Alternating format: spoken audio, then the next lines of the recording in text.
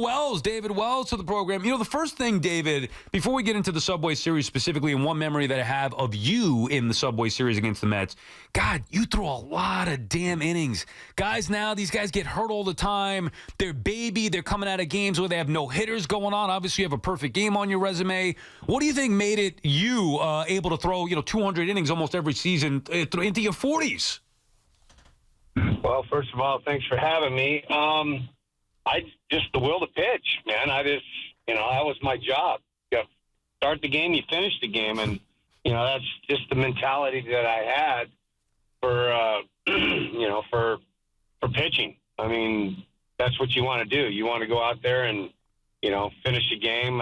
It looks good when you get a CG. You don't see any of them anymore, so you might get the whole league might get maybe 4 or 5 in a total year.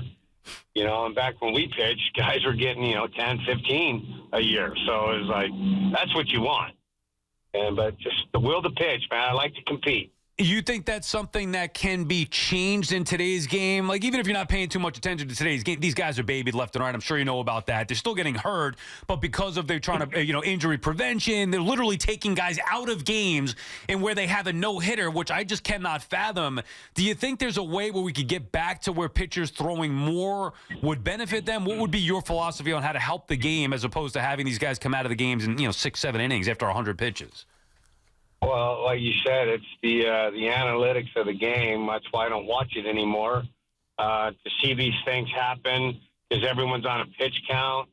It's this, that. You got to fight. Be vocal. That's what I think. I remember when David Cohn had a no hitter through 7.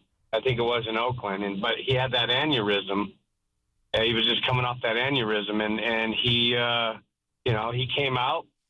Joe talked to him, I guess, but aneurysm or not, how many people get to throw a no-hitter in their career? So you want to fight it, but I understood that one. But when guys are getting taken out after 6, 7 innings with a no-hitter because of a pitch count, because they can't go over 100 pitches, that to me, I got too many explicits for that.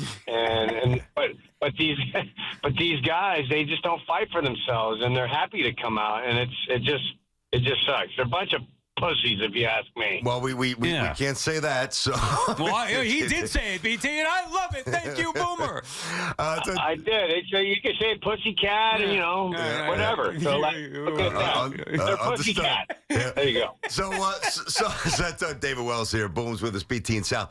The thing about bigger picture here about the Yankees, right? So when you were there, and it wasn't often, but when the losses would mount, it became very heavy. Losing was felt. Everybody was uncomfortable. If I had to summarize the biggest difference with Hal's Yankees and George's Yankees is that when they lose, nobody's incredibly uncomfortable, Dave. They're not, and they're getting paid so much money, so I don't think they care, to be honest with you. But if we in '98, for example, we lost the first 3 or 4 games of the year, and Joe Torre was pissed, and he came in and he laid it on the line, and that's what you want a manager to do. But he called everybody. He called Jeter out. He called Bernie. He called everybody out, and it was we got too good of a team here to be losing like we are. And this was the first 3, 4 games of the season. And whatever Joe said, it resonated with everybody. And we came together as a team. And I don't think we ever lost another series the rest of the season. So, but if we would get in slumps or something like that, we would talk about it. We'd sit in the clubhouse after the game. We'd go out to dinner as a team, a whole bunch of us, and we would talk about the game and how can we get better? And you try to make everybody else around you better. But these guys don't do it. They got their headphones on. They play their video games. They watch film. That to me, I didn't look at film. I believed in what I was capable of doing. I pitched to my strengths. You know what guy that can beat you on that team. You just got to pitch to your strengths and don't make a mistake. Yeah. But these guys are afraid of making mistakes, and then they make the mistakes, and they're out of the game. So you got to learn the game on your own. You don't need some crony in the back room crunching numbers and doing these analytics and saying, oh, you went 0 for 4 with 2 strikeouts. But those 2 strikeouts, they were quality strikeouts. Ugh. Who thinks of a quality strikeout? A strikeout's a strikeout. And it's like, and they get based on this, and it's like, what a bunch of idiots, man. Learn the game yourself. That's what I say. Yeah, listen, we kind of say the same thing. Talking to David Wells, BT and South. So you had an amazing career. Obviously, a couple of championships, a couple of All-Star games, won nearly 60% of your games, which is, for those who, I mean, obviously, you know, most baseball fans know this, but I almost assume everybody knows, like 60% is a threshold. If you get to that, that's magnificent. But yet, you know, you did it your way. You did it your way. You took your own beat, which is what makes you David Wells. And you're not a Hall of Famer, all right? But you had a distinguished career. If you would have been different, whether it's nutrition, whether it's focus, whether it's, you know, would you have been, no booze, would you have been a Hall of Famer? Have you been speaking to Jim Palmer? Because Jim Palmer said the same thing to me. Did he? If you would just take back, you know what? I'm fat, you're ugly, and I can diet. How about that? But to me, it's you know, that just was who I was. And who's to say? Look at these guys that are incredibly great shape and can't pitch for crap, you know, but they stayed in the league. They didn't have that. It's just the individual. That's just how I worked. And so, no, I don't look at it if I took better care of myself. I mean, I've lost a lot of weight, and I pitched like crap. When I went to Baltimore in '96, you know, I was in pretty good shape then.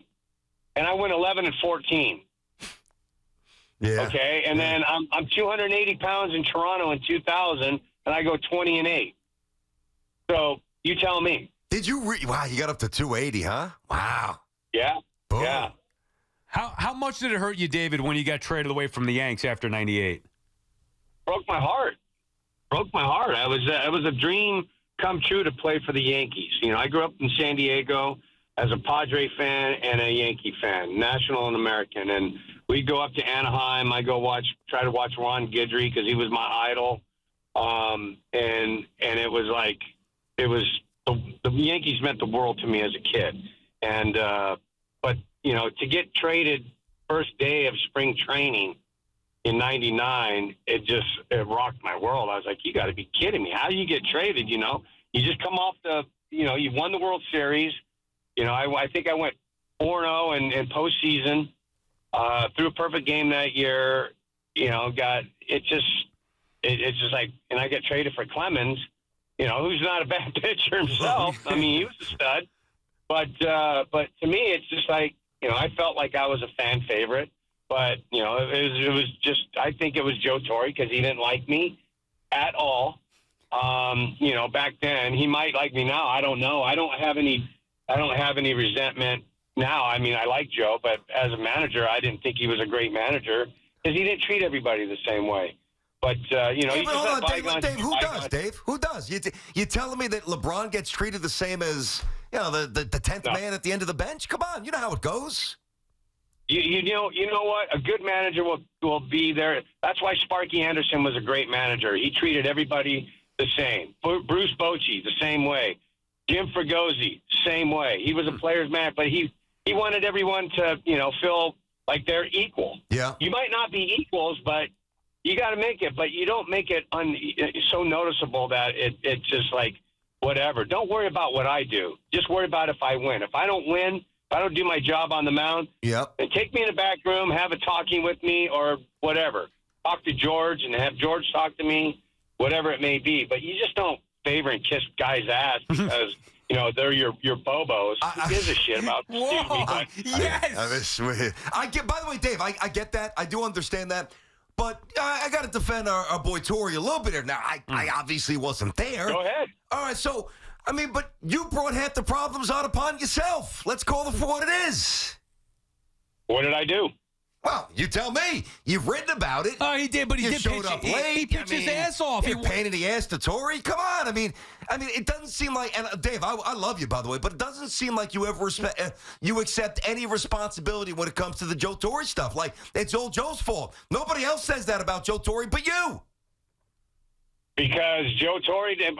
Hey, I could get a handful of guys that could do that feel the same way about me. It feels the same that I do about Joe. But that's the thing. I went out and won. That's all I did. All I cared about was winning, and protecting my teammates. If they get hit, I'm drilling the next guy. Yes. That's what it is. But when you have to take the team flight on a day game the next day, but then you get Andy and Clemens fly 2 days earlier ahead, what does that tell you?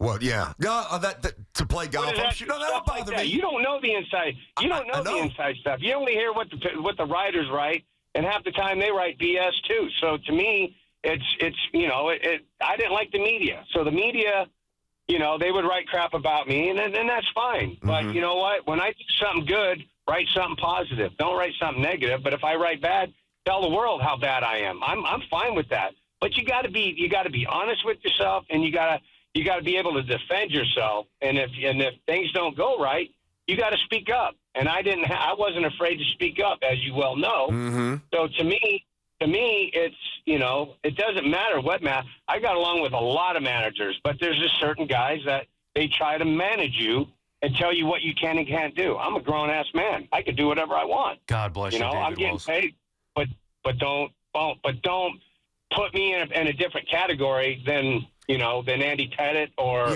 Mariano Rivera or something like that. Treat us the same. But again, and he did win though, BT. That's the point. Like Wells pitches his ass off winning. It was great. I loved him, but I think we're missing the mark a little bit. And again, Dave, I obviously wasn't there. But when you say treat you and Mariano Rivera the same, I mean, I've met Mo a few times. I don't profess to know what he's really like behind closed doors, but I'm pretty sure he wasn't out till 4 a.m. And it's not a knock, dude. Trust me, I get that. But it was Joe Torre's job to keep this thing afloat, and you complicated it for him. Let's be honest, man. Not all the time. I did stupid things. Don't get me wrong. And I paid the price for it. So I manned up. I accepted the punishment. So what's wrong with that? I'm not a guy that's going to go sit in my hotel room or I'm going to sit at home. I'm going to do something. If I get caught up in the moment, so be it. But you know what? Don't fault me for that. Fault me what I do on the mound. And if I don't do my job on the mound, then that's that. So can you fault me for being on the mound? I won a lot. You look at my records. You see what I did. And then you fault me on that. But you can't criticize me for going out. Because that guy doesn't go out, but I did. Who cares? You still have I was a vampire, dude. I went out, but I did my job. So, you could go in that category all you want. You're not gonna tell me something that I don't know, because if I do something wrong, I man up to the problem. I don't make excuses. Yeah, I screwed up. But at least I can apologize. A lot of people can't. You still have the Babe Ruth hat, David? No. I got rid of that. Why? Like 15, 16 years ago. Sold it? Because when I was in San Diego, we had a couple fires roaring through, and we got evacuated, and I didn't want a lot of my stuff to, obviously perish in a fire. So I just said it's time to go. I kicked myself in the butt for letting it go now, but, Babe Ruth's been very, very good to me. So it's all right. I mean, that was a moment that how can anybody forget? If you wearing Babe Ruth's board hat on the mound. Okay, now let me ask you something here. Yeah. I got fined $2,500 for wearing that hat because Joe Torre didn't like it. You think that? And as big as a fan as Joe was with the Yankees and knew a lot about history, why would he get so pissed off at me and fine me $2,500 for wearing Babe Ruth's hat? Yeah. Great question. I thought it was this guy. Great question, David. I'm with you. I thought it was a little petty. I remember it well. I thought it was a little petty. But there is such a thing as, conforming to the uniform there, Code. Dave, when you walk in the clubhouse, you got it on the wall what the uniform looks like. You didn't wear it. So, again, literally, you're wrong. What? Joe's right. You would be a great manager for the Yankees right now, because you know what? You're a yes man. No, Dave. And do whatever they tell you to do. That's what you sound like. No way. No, stop, dude. Come on. I get on board all the time. Man. What? You're a yes man. Oh, come on. Listen, I mean, how am I going to shout? You say that. I'm just going to say that I'm not. I'm going to say that if you knew me, and by the way, your boy Cody knows me. Ask him. I was with him at a barbecue a couple of weeks. You can ask your boy Cody. We were talking about you. All good stuff. Ask Cody if I'm a yes man. I can promise you I'm not. Promise you. Okay. But you're going to criticize me earlier if I would have taken better care of myself, and you're defending Joe Torre. Now I just said that, and now you're flipping the switch here. No, I'm not. Well, Yeah, first of all, got you. No, Dave. First of all, I'm not defending Joe Torre. I'm adding context. Number one. Number two, I'm a fan. I just think, and that's what makes you such a fan favorite. You're very imperfect. I'm just illuminating some of the imperfections because we're having a good conversation. That's all. No, and I'm all for it. I think it's great because it is good conversation. There you go. But to me, is that I beat to my own drum, and it worked for me. It doesn't work for everybody else, but it works for me. No doubt. I mean, why not go out your way? I mean, I'm going to play the game my way because as much as I got hammered in the minor leagues from Toronto, from Pat Gillick and all these guys, and getting just criticized and derailed by upper management and ownership and all that stuff, it puts a bad taste in your mouth. Yep. And so to me, it's like, I'm not going to take any of this crap. My mom told me 3 things when I was a little guy. She said, speak your mind, don't take any crap from anybody, and persevere. Well, you know what? I think I did 3 of those pretty well. You did. God bless you, man. You did, man. You did. Yeah. Unfortunately, I wish I could be like that. I am a yes man, sadly. I wish I could be like that, David. You've had great success. And by the way, of the two of us, I'm the one who hated you because I'm a Met fan. You played for a billion teams. You dominated. Why can't you ever play for the Mets, for goodness sake? I almost did. What year? I almost did. What's that? What year was that? I don't remember. When I got released by by Toronto in '93, because they told me that nobody wanted me, blah blah blah. When I got released with Pat Gillick and Gord Ash, they said nobody wanted you and all that. And the next day, every team in baseball called me. So Mel Stoudemire called and asked me if I wanted to be I said I want to be a starter. I'll be the 5th starter, but I'm not going to be a reliever, and I'm not going to be a starter. I want one or the other. And that was it. But they lowballed offer, and so I ended up going. Sparky Anderson called me and said, "You're going to be my number 5 guy. We're going to give you $900,000." I said, "Perfect, I'll take it." I had offers at 1.2, 1.4. Yep. I took the 900 because I was a starter, and that's where it all began. Because Sparky believed in me, and he stayed with me. That's why he's the greatest manager in the world. God, and you had some career after that, man. David, it was a pleasure talking to you, reliving some of those moments. You old school as it gets, and we both love that. So thanks for taking the time. Thanks, Boom. You're very welcome. Anytime, guys. You got it, man. There you go, Boomer Wells. How about that?